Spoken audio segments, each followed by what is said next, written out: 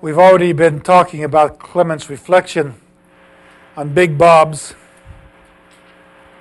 And in the Clement chapters, we start out with Clement in the second episode going up to Bruston Hill and the conversation in the house between Tommy and Bess. Of course, if we go up Bruston Hill... Dr. Westman? Yes. I'm at West Houston. How are you? Whose voice is talking there? This is Kim. Okay, thank you. The mics weren't working in our other room, so I had to run down the hall. We were wondering, is the final May 11th? Pardon me? Is our final going to be on May 11th? That's a Thursday, right? Yes. Do you know what time? Your schedule says 8 to 11.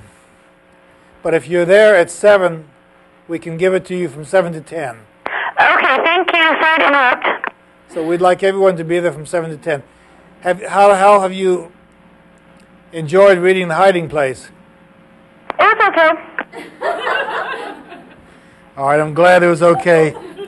I hope before the evening is over, you'll not only find it was okay, but you'll also find it's relatively brilliant.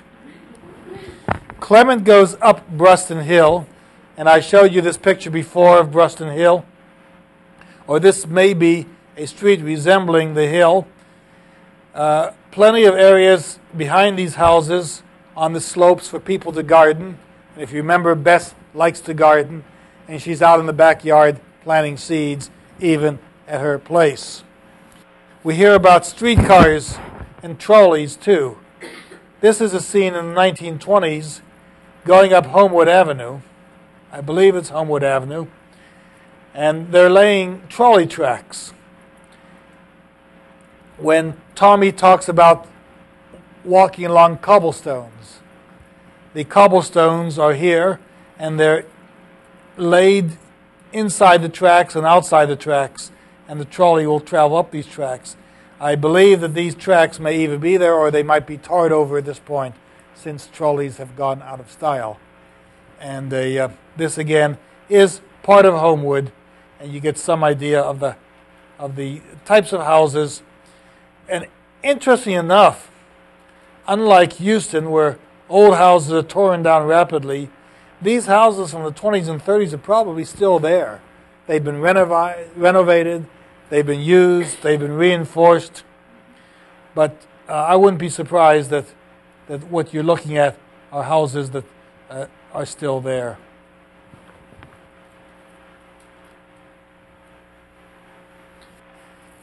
We were listening to voices a few moments ago, and I want again to recall the voices between Bess and Tommy. Because when Clement goes to the house, he hears these voices. And of course, in the chapters between Bess and Tommy, we hear these voices too. Would you look at this one now? This is a dialogue between Bess and Tommy. He says, "Are you listening to me, old woman? How do you think you know so much about people's business? And you're always talking, never give nobody a chance to open his mouth. You still ain't heard me." Again, we're talking about the voices of John Wideman. She says, "When I was your age, all I did was listen. When I was your age, in a room with the old people, I kept my mouth shut because I believed there might be somebody knowed more than me. And if I kept my mouth shut, I might learn something. That ain't what I'm talking about. That ain't got nothing to do with it. I'm tired, boy. You done disturbed me out my usual ways. And I'm wore out and my head feels like it's full of broken glass. And I don't want nothing rattling around in there. So you speak soft or don't say nothing. But don't you raise your voice one iota." And then he says, "It's been 3 days now toward the end of the novel. It's been 3 days now, and I think I better go on back down there and do what I have to do. This is toward the end of the novel when he's reconciled himself with the fact that there is family down there. He's talked out his family. He's talked out his relationship with Sarah. He's talked out his desire to be with Sonny. And he says, now I've got something to do. And she says, they be waiting. They got plenty of time. You be dead and buried 10 times over. They still got plenty of time. They the patientest things in the world, the police. I ain't worried about the cops no more. They ain't all that's down there means you harm. Well, I ain't worried about nothing more. She's gotten used to him. She's not sure what's going to happen. She doesn't want him to leave. And she says, fast work is all I can say. Mighty fast work. It had hardly been 3 days you crawled up here like something the cat drug in. And now you're fixing to walk out like King Kong. Ain't afraid of nothing. Mighty fast. She's still wiser than he is. The conversation between them. Think of conversations between two people. And notice how Wideman tries to make sure we know what he is saying and what she's saying. And they are different voices. He's rushing. She's patient. He's tempestuous. She's calm. He wants love. He wants her to hug him. And she's cold. They're really different people here. Wouldn't have been 3 days. Wouldn't have been 5 minutes if I left when you told me to leave. Sleeping in some damn shed. Come there damn near freezing to death. You're supposed to be kin. You're supposed to be my people. And you run me off like I was a disease. So don't be talking about how long. According to you, just knocking at your door was too long. Had to shove that wood around and crawl inside there and sleep on the ground like some wild animal. The dialogue keeps on. Where else you going to stay? Of course you slept out there. You had someplace else to go, you sure would have gone, and I'd been happy to see you go. Happy as a tick on a bloody bedbug. I knew you was out there. I came and got you, didn't I? And of course she invites him for soup, and he devours the soup. Now, he gets a little sarcastic with her. You came out and got me after I froze my butt off, she says, in her defense. Wrapped you in a blanket off my own bed, fed you, listened to your nasty mouth. And now they get into a real brouhaha. Don't start on nasty mouths now, old woman. Ain't never heard nobody talk mean and evil till I heard you. And then this kind of repartee. No wonder you ain't got no refrigerator up here. Hot as it's been, you don't miss ice. You got that cold blood, that ice water blood. Talking about I was born to die. Telling me I got to pay the piper. And it ain't none of your business. Some cop blow me away. Where have you had dialogue?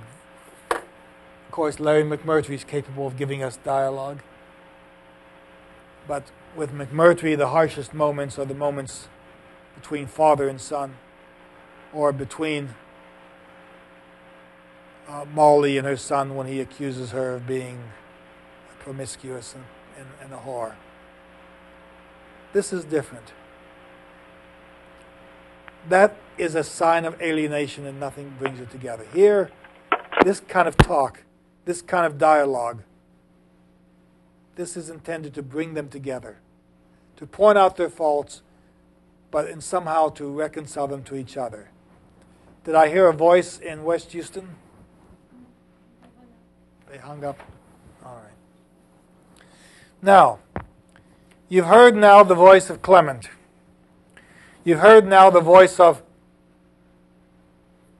Tommy, and you've heard the voice with Bess. Now let's listen to Bess talk, because one of the voices of Bess is the voice of the woman who remembers everything, who dotes on the past, who celebrates the past, who is tickled with the past, who doesn't want to give it up even though she says it's time to give it up. And the best chapter begins with this phrase. It was spring, and she was a girl again. A beautiful, long-haired girl. She could watch and listen because somebody was telling a story about her.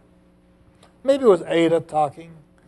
Little Ada, whose feet never touched the floor when she sat in the chair. Ada would tell it wrong. She'd get days mixed up and people's names all funny. And sometimes you'd have to stop her and ask, "What did you say, girl?" Because Ada could take a word and turn it inside out. So Jesus himself wouldn't know what the child was talking about. Ada thought it was cute.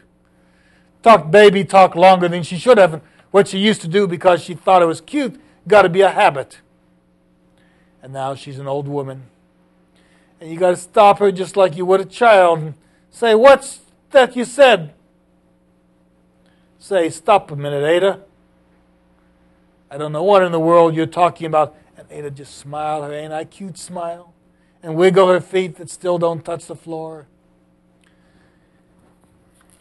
And keep on telling her story like she ain't old as I am and should know better. Now, we've heard Bess mean as ice. We've heard her confront Tommy. We hear her later lament the fact that she no longer has her child, Eugene. We see her compassionate, we see her cold. We see her a woman of many moods, able to control. She's always in control. She's in control of the people whom she doesn't want to live with. She's in control of the young buck whom she confronts, challenges, talks down. And she's in control when they both leave Bruston Hill. She, to return to the family to tell them that they do have a son whom they can honor and love, and he to the justice whatever may hold in store. But he's not one to kill himself. He's not one to commit suicide. And the reason he's not going to do this is because he has Sarah, whom he loves. He has Sonny, whom someday he would like to care for. And he's always fantasizing about how he would like to live with Sonny. We're going to talk about some of those moments and deal with them.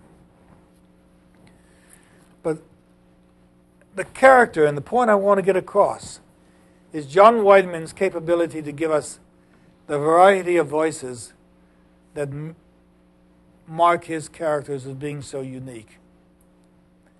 And so we ought to spend some time with the conversation between Tommy and Sarah. Tommy, of course, can't support Sarah. He says, "I have no work. I got no work. I got no money. I got nothing. I'm looked upon like trash. I failed at everything I've done." He can't stay at home because he can't bear to be with her, and he'd rather be out on the streets, and this is what she hates. At least he should be home trying. At least he should be home a daddy to Clyde. Let's look at the conversation between Tommy and Sarah. First, we're going to listen to Sarah's talk. Sarah says, "I still take my mail at my mother's. They steal it here." Now, she's living at one of the types of houses I showed you. There are Houses have been torn down on either side of the street, but she's in a nice little row of houses. These houses may be on Tioga Street.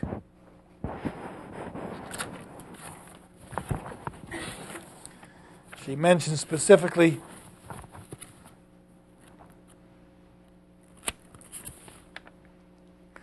the Tioga Susquehanna Finance Street. I think Wideman himself says that he grew up on Finance Street, and those rows of houses I showed you characterize the houses on Finance Street. But here she says, I still take my mail as my mother's. They steal here. Junkies go through the boxes. I know they get in the house when I go out.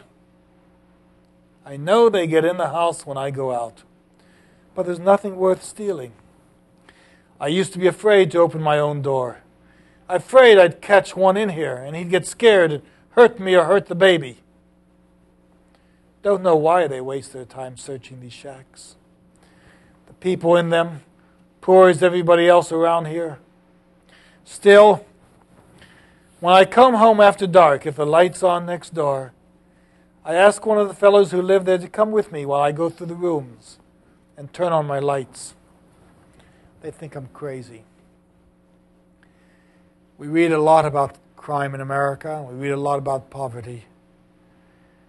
But what we have to do is make people feel secure in their homes.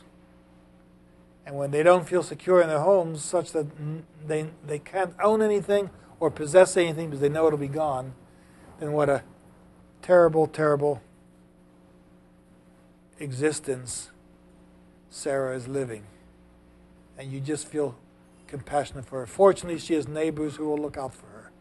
Fortunately, she has neighbors who will walk into the house with her. Fortunately, she has relatives who will keep an eye on her. But she's not living an idyllic life. Tommy then looks at her and says, and we'll go back to the sheets here, could have stayed at your mother's, but Sarah is deeply insistent on her own life. I need my privacy. Anyway, we're doing all right here. Just have to get used to being on my own. Sonny asleep? Notice the difference. He's now looking for his son. This is the son that the stud owns. I think so. He was whimpering when I put him down. Didn't hear anything before I came back downstairs. He should be tired, but he's a little scared. Should have told him I'm here. Sleep's what he needs. And a little time to get himself together. He doesn't need any more excitement. He doesn't see you for weeks at a time. And he just gets confused. How many people living in situations like this, single mothers,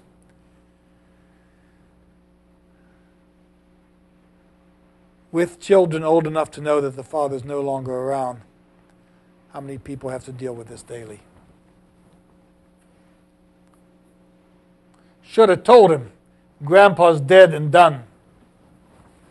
Should have told him his daddy's here. Now remember, these are not words that anyone has spoken other than John Wideman has written them to put into their mouths. The brilliance of the work is the writer giving us characters and making them sound the way he wishes to see them develop their speech. And the next speech is just brilliant. Says Sarah, says Tommy, should have told him Grandpa's dead and done. Should have told him his daddy's here. And look what Sarah's response is. Daddy's just a word when there's no man around. Poignant. That what you tell Sonny? I tell Clyde the truth, says Sarah. Like what truth? Like your truth? Like he ain't got no daddy? Don't get started. And don't raise your voice. He needs sleep. He's too young to deal with all this. I'm his mother. I'm grown. And I can't deal with it. Where's John Wideman coming from? When he can put into Sarah's mouth the words that are as poignant as any words anyone can deal with in a society where fathers abandon their children.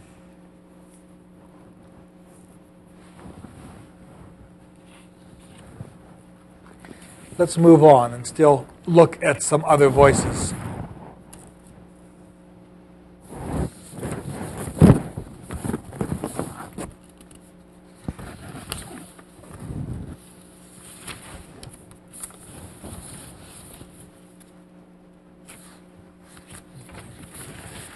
We'll move on to Tommy in the episode when Tommy is involved in the shooting. And of course, what happens in that situation is the discovery that after all is done, after Indovina has been beaten, after Chubby's been shot down, no one has any money. They ran off without it. And they're just helpless and hopeless as Tommy and Rochelle flees. All right. We have a few more scenes to show, and we'll move on to that. I want to look at Bess now.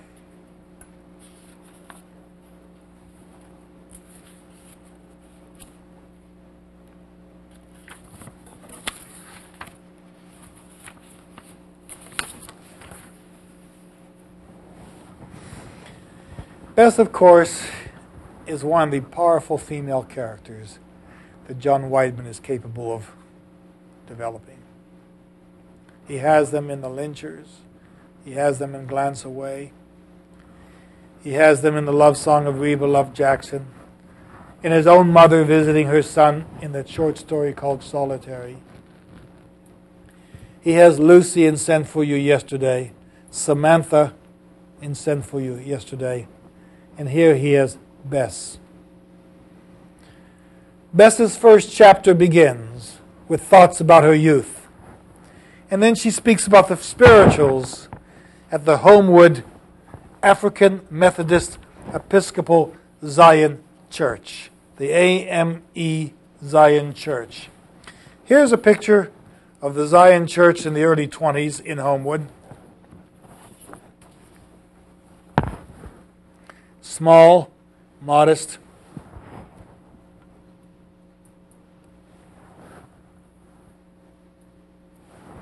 Frame house. Nondescript.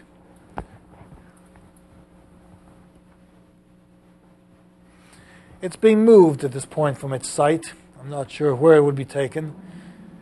But notice the frayed roof, the broken windows. I guess it's what we call beam supports. And then Bess talks about moving into the new brick church after the white people moving on. And here, from probably the 1930s or 1940s, you have the AME Zion Church. Let's see what year. I don't have a year on this, but this is again from the Carnegie Library in Pittsburgh, and you can see the brick, the wonderful brick as opposed to the frame, the arches, the stained glass windows that Bess with the angels in the reflected off the windows.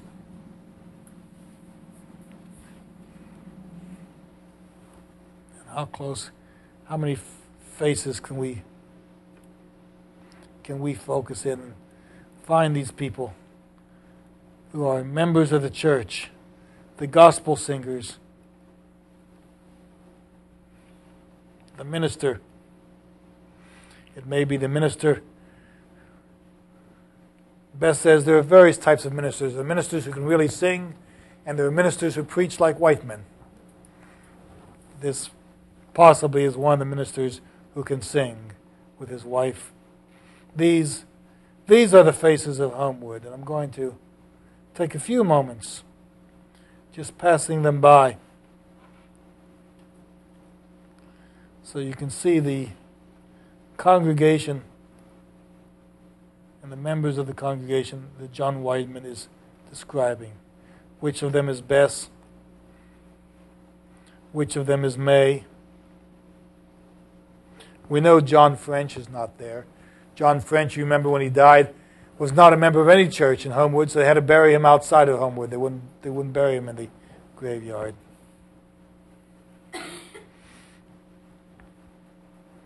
Kalisha couldn't be among them. Remember, Kalisha's the little girl, Shirley's child, who is brought to Bess to bless.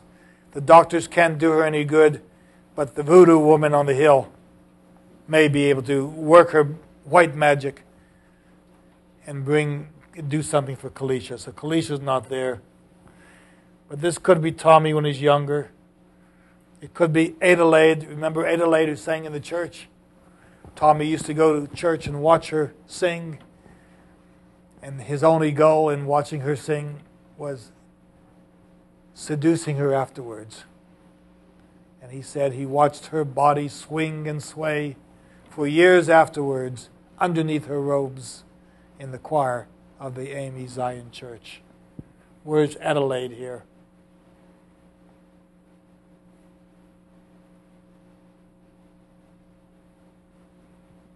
These are the women who gave birth to the children, one of whom, Eugene, was to die in World War II. 2 days after VJ Day, some Japanese didn't know the war ended and was still shooting. And when Bess went to the post office and thought she was getting a letter that would joyfully tell her when Eugene was coming home, instead she had the letter that told her that Eugene had been killed. These passionate moments and the people we find in Homewood, members of the AME Zion Church.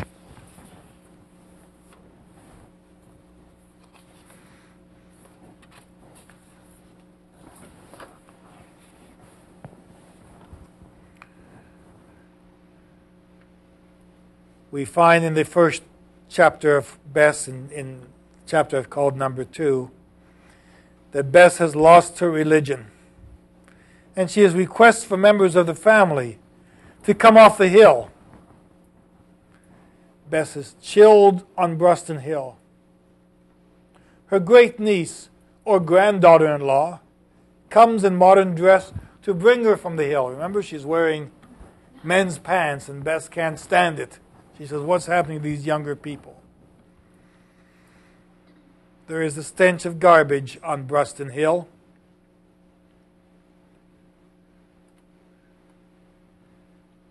And Bess has, in this first chapter, seeds brought by Clement that she's going to plant. She says that she liked to plant from the earliest days. And she tells about the jokes her brothers used to play on her. They taught her that she planted a ham bone, she'd be able to get meat. And she did it, and they laughed at her. Bess remembers Grandma Sabella Owens' blindness, the woman who'd come from the South.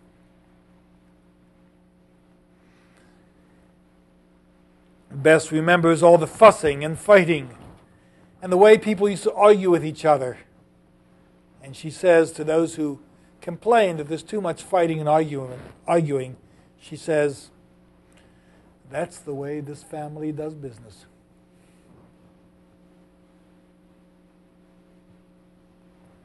Bess prefers her house to the family's homes. The 5th chapter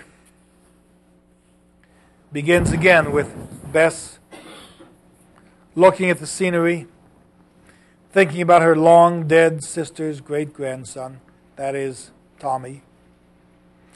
She's over the porch. She's washed out her slop jar. She doesn't have running water up there. She's airing out the slop jar and thinking of Tommy's mother's house on Finance Street. And one of those pictures I showed you is the Susquehanna Finance Street area.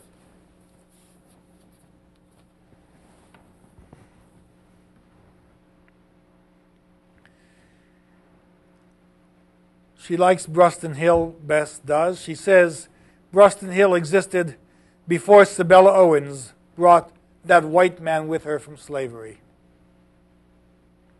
And she goes from the memories of the past to the memories of the nearer past. She tells about their joy at VJ Day when the war ended. Eugene's still alive. And the telegram Riley carried up the hill from the post office. And on page 47 in your text, you have this monumental statement. Why John Wideman can describe the pain of his characters as well as any writer writing in the language. In any language. She says, to not have any children. To not have any when you wanted one so bad. She and Riley were older. They had no children. She says, to not have any when you wanted one so bad, and then to squeeze out only one, and then to lose that one on a beach 6,000 miles from home when there wasn't even a war anymore. None of that seemed right, seemed possible. But that was her story. She talks about Frida's daughter and Elizabeth's son, and Elizabeth raised by Ada and Bill Campbell above the Fox Bar and Grill on Hamilton Avenue. I don't have a picture of the Fox Grill on Hamilton Avenue, but I do have what I think is Homewood and Tioga. There's a brick building at the corner. I'll move this down into focus. This is the pharmacy at the corner.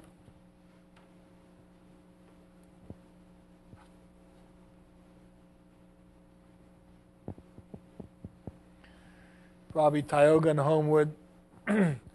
Trolley wires overhead that generate electricity for the trolleys. This is the Homewood pharmacy. A bar nearby.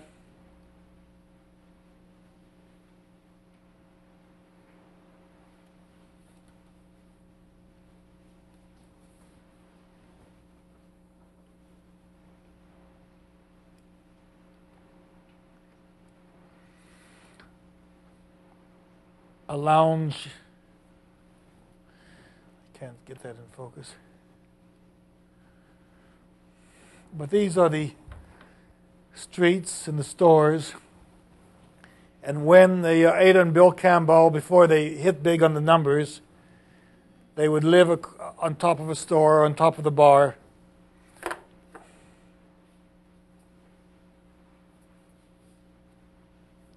Raise their family up there.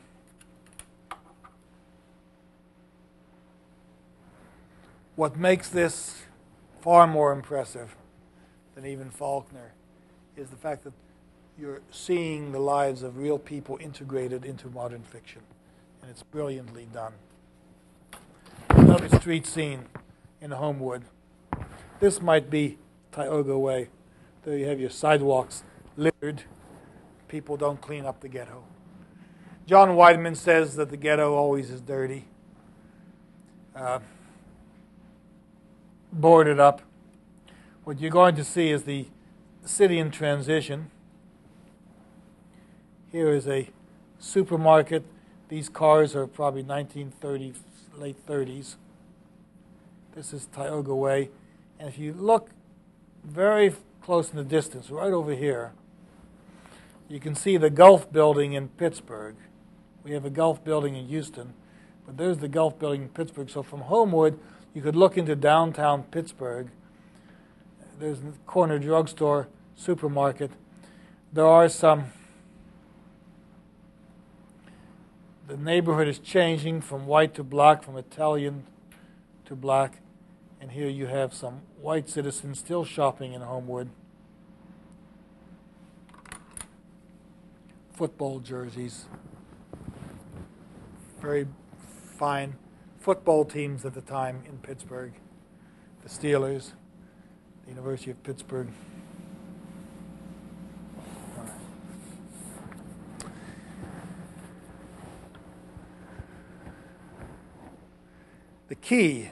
The key to hiding place is the realization that Elizabeth's son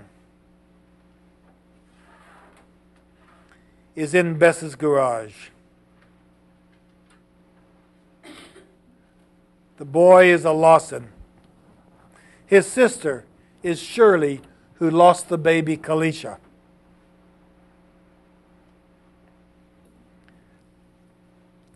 And then we have a whole recitation in this 5th chapter of Bess is actually going down to the funeral of Kalisha, sitting in Benson's funeral parlor with rented chairs, and she looks up at the cellophane angel. She sees Tommy there, but he's unresponsive to the music. There's some suggestion that he's already addicted.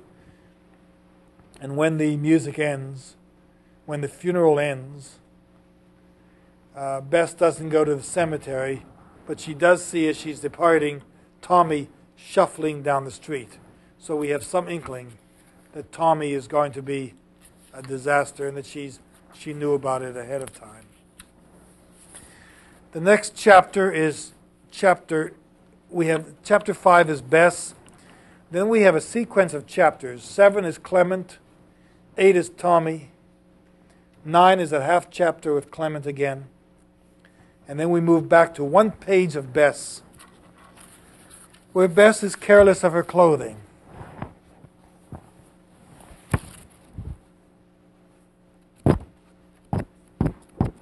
I call that chapter 10, and all you have is just 1 page.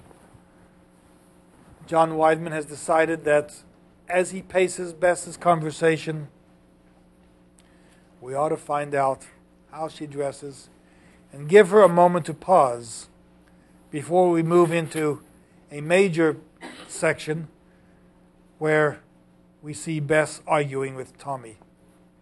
So, the first part of Hiding Place ends with her reconciliation to the fact that she has Elizabeth's son in her backyard.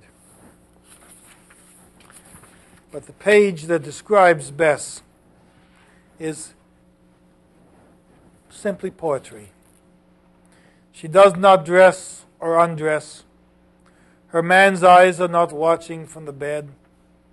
He's not lying there with his hands ready to run up under her flannel gown, ready to undress her again when she's warm under the covers. So she doesn't undress because she never dresses. She just puts something on and one day she remembers to take it off again. At night it's the buttons of a house coat undone one by her clumsy fingers. She can get lost between buttons.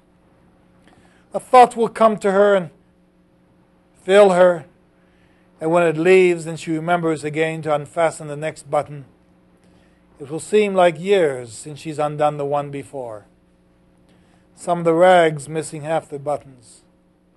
Sometimes she's mad, she'll just rip one open, split the front, and shrug it off her shoulders, and it'll be lying there in the morning like a skin she shed, and good for nothing no more. Remember the snake episode that began several chapters earlier? Now she is shedding like a snake. There's something naturalistic about Bess. She drinks some moonshine, and then she's going out.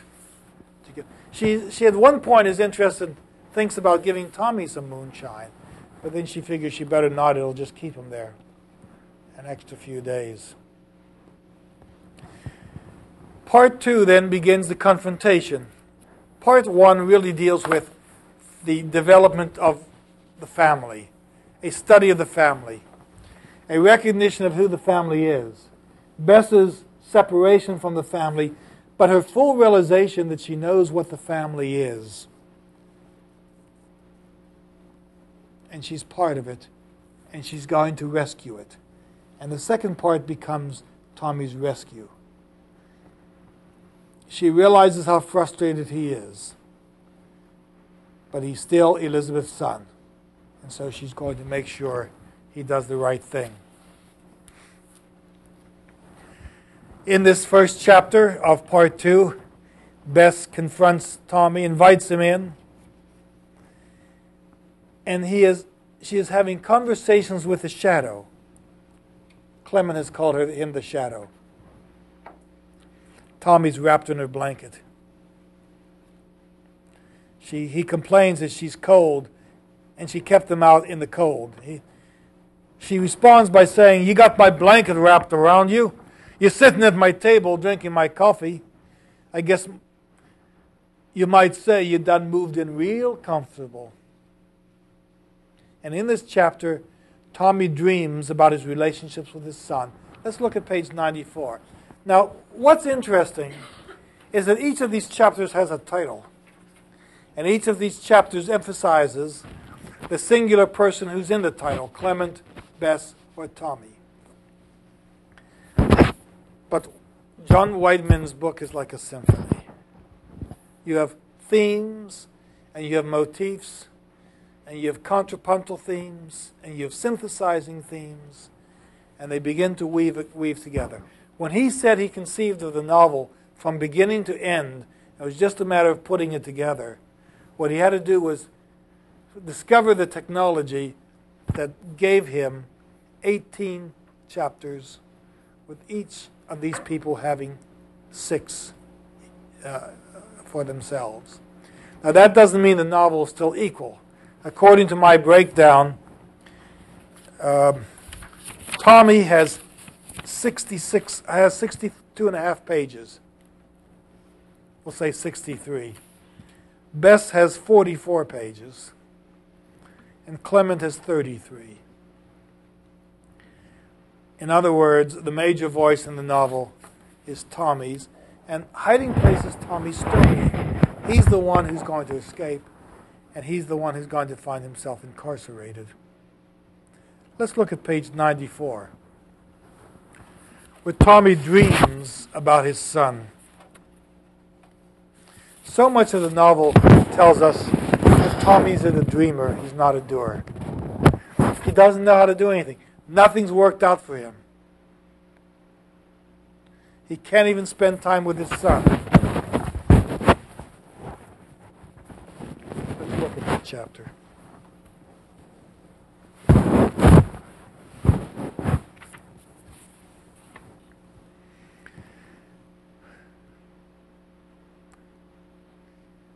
Tommy says on page 94, "Leave my dreams alone now. Don't need nobody getting in my dreams." Bess says, "I know all about you." "Well, you sure in hell don't know nothing about my dreams unless you're a witch or some damn thing." And everyone thinks Bess is a witch. She not only can cure babies who are incurably ill, and she can't do that, but she has her mystique about her. "Then leave my dreams alone. Don't be telling me you know what nobody in the world knows but me. How you know what's in my head? Got a son down there you don't know nothing about. Clyde. Be 5 in February. Aquarius, the water sign. His mama into astrology. She used to read all the books. Spooky how that stuff come true sometimes. She's the one into it, but she talking all the time. Aquarius. And it's funny because I was dreaming about the ocean and the beach and Clyde with me. Wasn't no beach like Chicken Bone in Atlantic City where niggers laid out side by side like they used to, like they so used to the ghetto they get to all that open space they got to crowd up under one another to feel at home. Nothing like that. This was like those tropical paradises you see in magazines and whatnot. Like they got in ads telling you to fly here and fly there, and you even got bus fare in your pocket. A beach like that.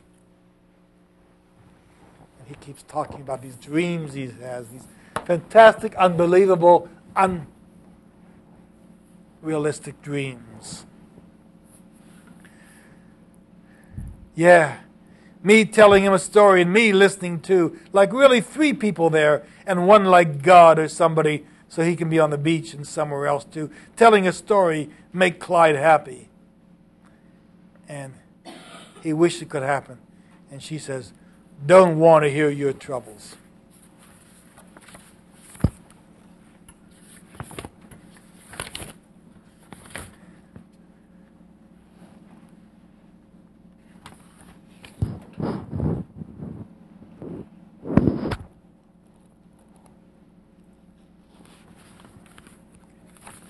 When you go to chapter 14, you'll hear Tommy again talking about his child and what he'd like to tell him, what a daddy tells a child. But this is somewhat an anticipating affair. Bess then goes, this is chapter 12. 13 is Clement's, 14 is Tommy's, 15 is Bess again. Bess now begins to build a dependency on Clement. Bess relates the knowledge of the family and family history.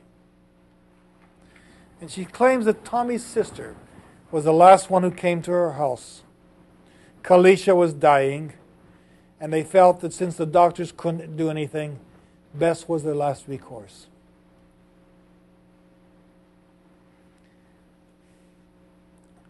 Bess says, Bess is 999 years old and waiting to die. And they think I'm mean enough and crazy enough and old enough to have some kind of power. So they bring the little ones and push them up in my face. She realizes that Kalisha is going to die, Shirley's child. Now remember the equation. Shirley and Rashad are the sons of Elizabeth and Lawson. Shirley and Rashad are brother to John and his wife and brother to Tommy and Sarah. They're the last family line before you get to the children of John Wideman and Tommy and Shirley and Rashad. If you look on the book, let's look again at the chart for just one moment.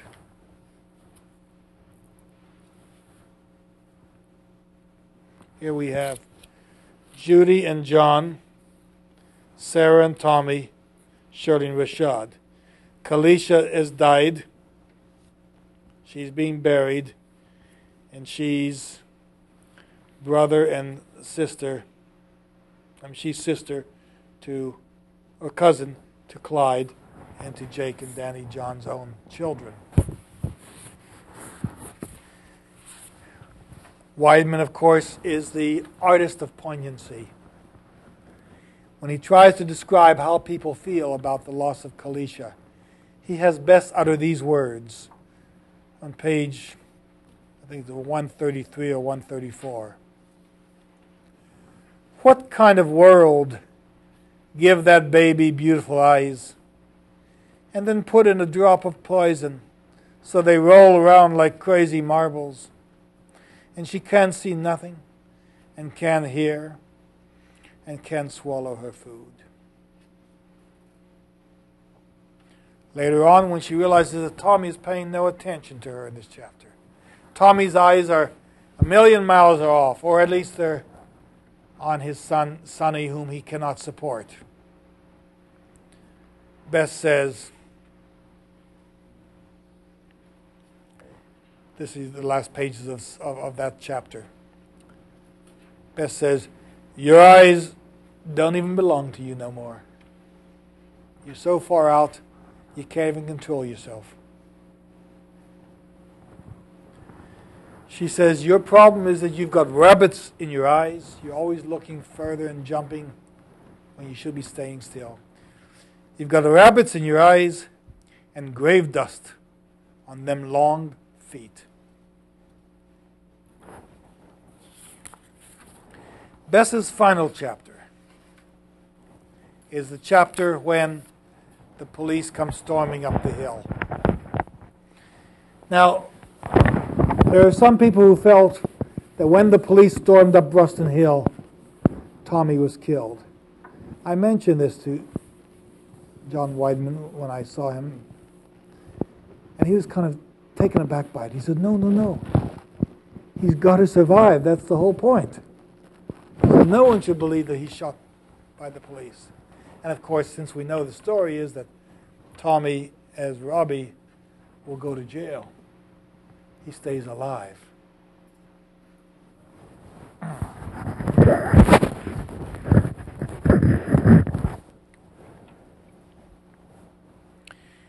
We realize that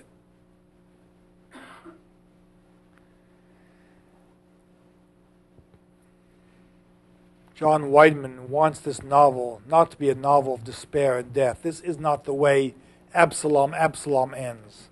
This is not the way The Sound and the Fury ends. This is not a fictional Yakna-Potawatomi. This is real Homewood.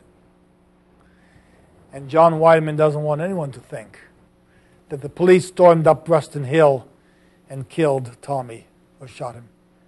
The reconciliation is Tommy's return to justice and Bess's return to the family to tell the family that this is still Elizabeth's son. He's part of the family and he deserves to be treated like a human being. She remembers again Elizabeth, born in a snowstorm, blue, protected by May. This is one of those folklorist stories. All of you have stories that your family keeps telling over and over and over again. They become part of your folklore. Robert Burns learned his stories from his maid sitting at her knee. Wideman hears the stories of the family from May as she tells them and as he retells them in his art form. And in this last part, page 154, Bess dreams of seeing Eugene again. Look at page 154.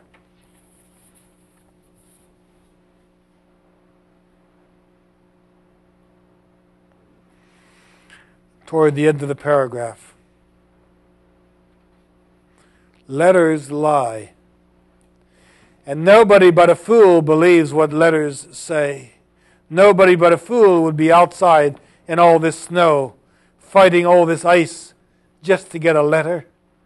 No, it would be her son Eugene she'd find. Find him one bright morning, rain, shine, or snow, didn't make no never mind. He'd be there, and catch her in his young, strong arms when she flew the last few steps off the hill. He was Elizabeth's son. Now she goes back to Tommy. And his sister had brought the pretty-eyed baby for Mother Bess to touch, to lay on her crippled hands and blow her stale Henry Bow breath on the brown baby cheeks. Ladybug, ladybug, fly away, to be magic, to sing, to be magic, to sing magic, to touch with the power they believed she had because she was old and evil and crazy up there by herself on top of Ruston Hill, because she lived with the dead, because she was dead herself. But she's going to come out alive. You hear gunshots as the police converge on Ruston Hill. And Tommy says to Bess, "How you know so much about people you never give them a chance to open their mouth? How you know so much?" More sirens climbing the hill. Lights on the water tower. One of the Clement chapters has nothing but the water tower. It's a one-page chapter. And again, sheer poetry, the way John Wideman is able to deliver it. And then she thinks about the angel in the blue-eyed gown, the angel who took apart the cobweb strand by strand and move it and put it back together again so it could catch the colored light streaming through the stained glass window in Benson's funeral home. Well, we get a powerful picture of Bess. We've had a picture of Clement. Now, in the last 15 minutes, I'd like to spend some time focusing on Tommy.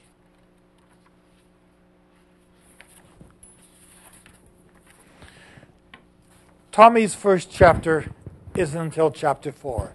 You have Clement, Bess, and Clement. You got this. You have these two themes coming together like a symphony. And then the third motif enters, and that's Tommy.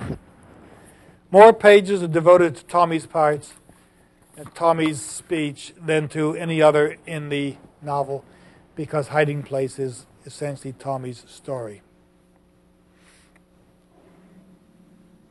And we have themes repeating themselves. Now, I suppose if we took a computer and began to put every line of Hiding Place into the computer,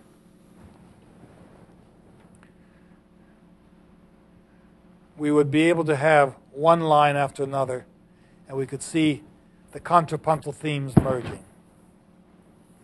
But Tommy's section gets right into the heart of the story. Chubby is dead in the parking lot. Chubby was the henchman for Indovino. Chubby was supposed to go out and check the truck. And while Chubby was out checking the truck, Tommy was supposed to get the cash from Indovino.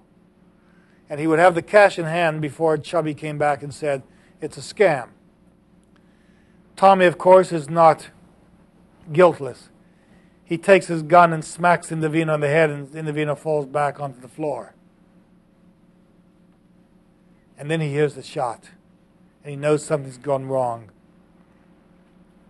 And in this section, Tommy already is grievous.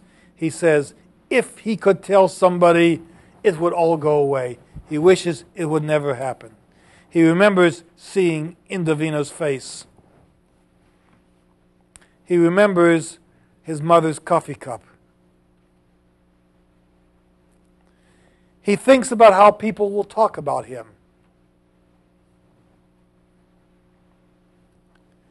They'll say, "Nigger ain't never been worth nothing.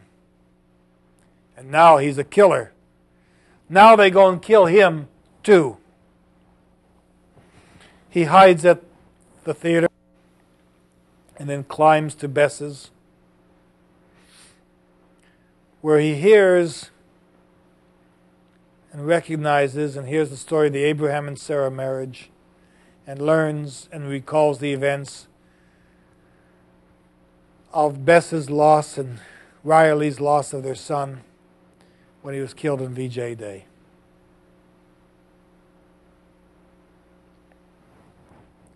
And we have Tommy make this statement. On this sloping crown of hill, where the cobbles died to hard-packed earth, and the dirt road itself disappeared 100 yards down the far wooded flank, nobody but his people raised a home. So now Tommy realizes that this is the home where the Owens family thrived, where in better days and younger days, the whole family would gather. They'd see the garden planted. They'd laugh and run and jump. And the novel was replete with reminiscences about the family when it was whole and when it wasn't torn by the ghetto the way it's been torn apart, by Homewood, which is now somewhat abandoned, homes torn down, garbage about the streets, Bess's home herself, half of it ruined in a fire, she living in the other half. Times have changed, but it's the family that one remembers that gives strength to their existence. We get a description of Bess's home and the three-walled shed nearby. And then you get an essay on sleep. Let's look at that essay on sleep, because again, it's the poetry It's the chapter I characterized for. It's Tommy.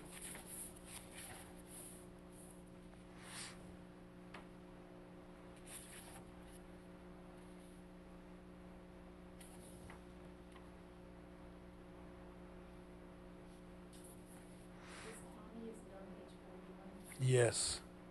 Would you care to read it? Which paragraph are we at? Yeah.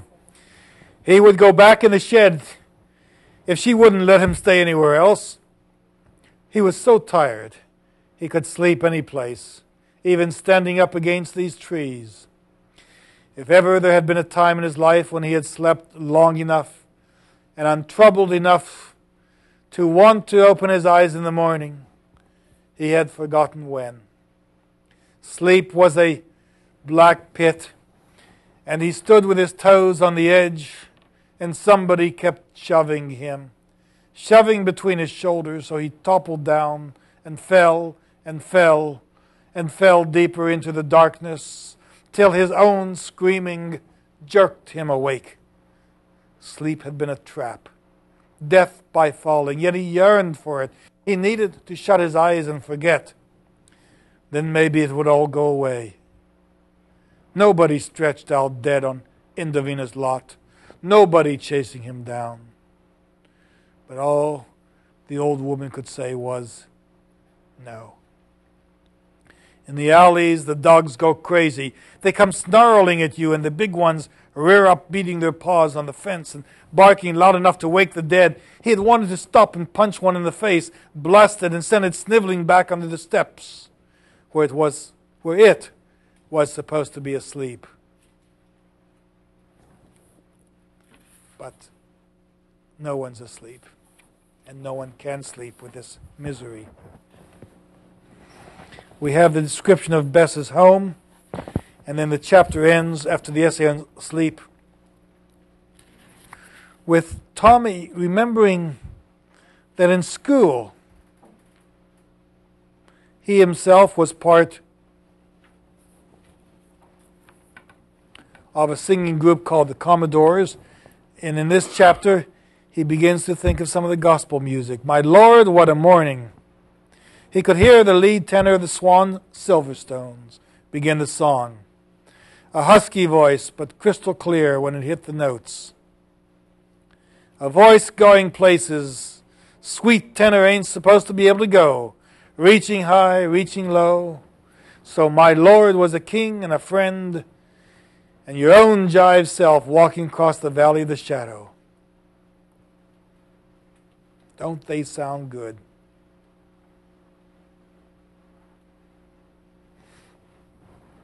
Now they want him dead. And the contrast between the gospel music and the contrast between what he is now suggests the contrast between those who believe and those who don't believe. But even though Bess later on says she doesn't believe, we know no one believes more than she does in family and in faith. Chapter 6 on Tommy is a revealing chapter. Tommy reviews the killing day. Tommy reviews the fact that he was on methadone. He thinks about his past, and he thinks about how Homewood is now in a state of ruins. He remembers his day as a bagger at the A&P. Homewood Avenue. The episode of his life as a bagger is kind of interesting. He bags groceries for both white folk who still come to Homewood to shop and are in the neighborhood, and the black folk. But he's very disparaging of the black folk. He says some big woman will make him haul groceries a far distance and then reward him with nothing more than warm water and a dime. So even as youth, he's rebellious and sees himself as being the victim of his circumstances. Homewood Avenue he describes dipping and twisting at Hamilton, where Homewood crests at Frankstown, with the heat a shimmering curtain above the trolley tracks. Here's a car barn. These are the I'll focus right in on the... Okay. Here you can see the cobblestone streets, the sewers, the streetcar tracks, the trolley tracks of Homewood, and the carbine that's described in this particular chapter. There's the carbine, the trolley tracks, the cobblestone streets.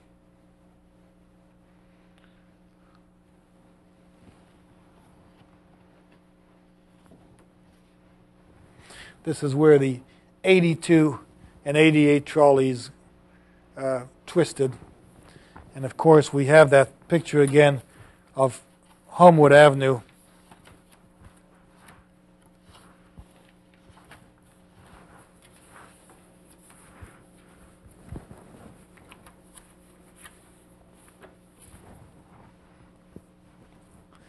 This is the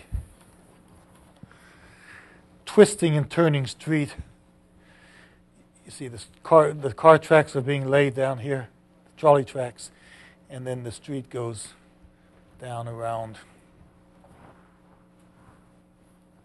All part of the Homewood scene that John Wideman is describing.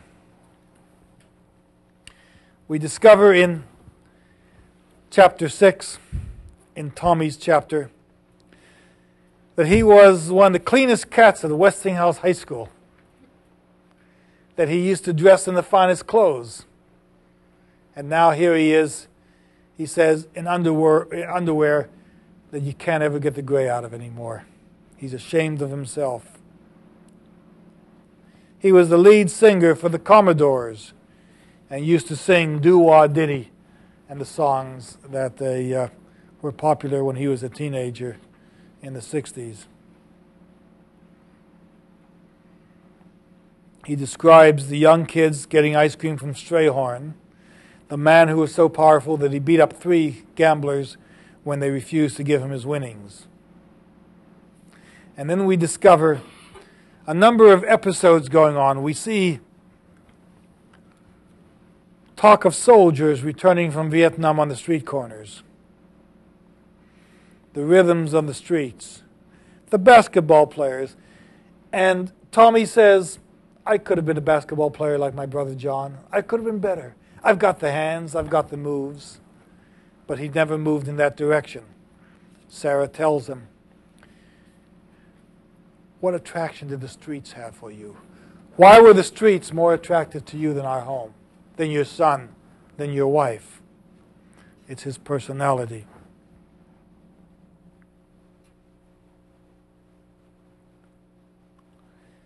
We're reminded of stories of the past.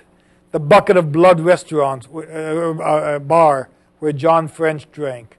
The corner of Frankstown and Tioga, that scene with the drugstore that I showed you, perhaps. And you hear the names that appear in other stories that John Wideman has written. The Reba Love Jackson, the gospel singer. The Commodores.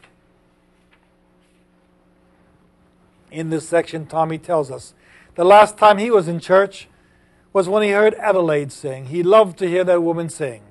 And then, of course, his only goal in going to church to hear her sing was to invite her out afterwards and to seduce her and to turn her into a woman who knew something about the world. And when she sang the gospel, had in her voice not only the voice, not any longer the voice of innocence, but the voice of experience. The chapter ends with our discovery that rather than stay at home, Tommy is going to plot with Rochelle, his friend, to rob Indovino and his bodyguard Chubby.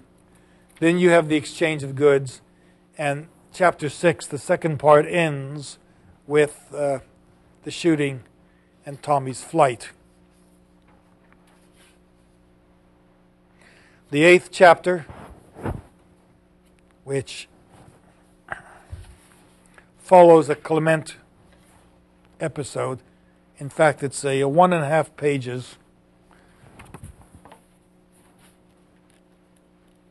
It's what I call chapter 7. And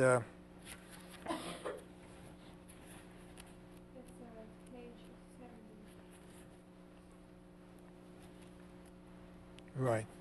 This is Clement thinking about roller skates. And we get the idea that he hurt himself and went in the hospital, so he couldn't bring groceries up to Bess. But Tommy's chapter, which follows, has Bess's wake-up call, Bess's discussion of the family, almost a half a page dealing with Bess's cane, and then a study of the philosophy of sunrise. And again, you have John Wideman, poetic.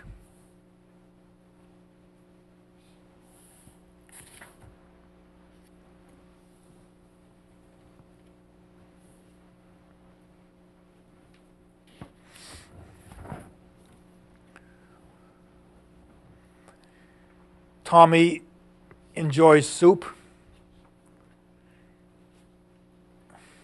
and he objects to the fact that Bess doesn't pay attention to him, that Bess is cold to him, that Bess is indifferent to him. He might as well be on the moon or some damn place because she paid him no mind. He does want love. He does want affection. He wants Sarah's affection. He wants Sonny's affection. He wants Bess's affection. He doesn't know how to get it. Time and stillness pass. And then he calls Bess Mama, uses the term Mama, and she says, I ain't nobody's mama. Was once, but that was 1,000,000 pitiful years ago. And ain't nobody on this earth got that right going around calling me mother now. Bess's devotion to her family is understood. And she tells Tommy, don't feel sorry for yourself. Don't feel sorry for yourself. You're the only one who can shoulder your blame. Don't blame anyone else. Don't blame Sarah. Don't blame society. Don't blame the hurting world. And part of her ability to make Tommy understand that he himself has ruined his life is one of the points of understanding that allows him to go back to face whatever may be in store for him. The end of the chapter ends in a philosophical debate between Tommy and Bess.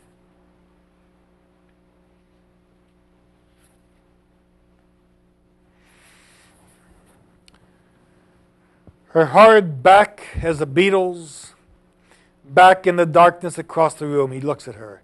He has the urge to stride across the room and hit her once, slam his fist into the dark shell. The blow would clang like hitting one of those old-timey knights in their iron suits.